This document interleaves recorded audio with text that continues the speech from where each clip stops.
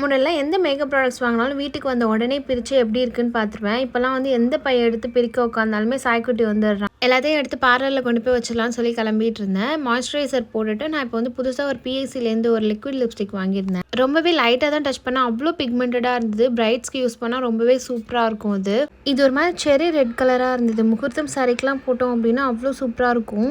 கிளம்பிட்டு வெயிட் பண்ணிட்டு இருந்தேன். அப்பா வந்து மதியம் சாப்பிட வரப்போ கொண்டாந்து அப்படியே பஸ் ஏற்றி விடுறேன் அப்படின்னு சொல்லியிருந்தாங்க. நம்ம வீட்டுக்கு வெளியில் வந்து அருண் வந்து விதையெல்லாம் போட்டிருந்தாங்க. வெண்டிக்காய் விதை, கொத்தரங்காய் விதையெல்லாம் காலையில் போகிறப்பவே தண்ணி விட சொல்லியிருந்தாங்க. நான் மறந்துட்டேன். செடிங்க எல்லாத்துக்குமே வந்து தண்ணி விட்டுட்டு இருந்தேன். சாய்க்குட்டியும் வந்து ஹெல்ப் பண்ணிட்டு இருந்தான். எனக்கு இதெல்லாம் ரொம்ப பிடிக்கும்.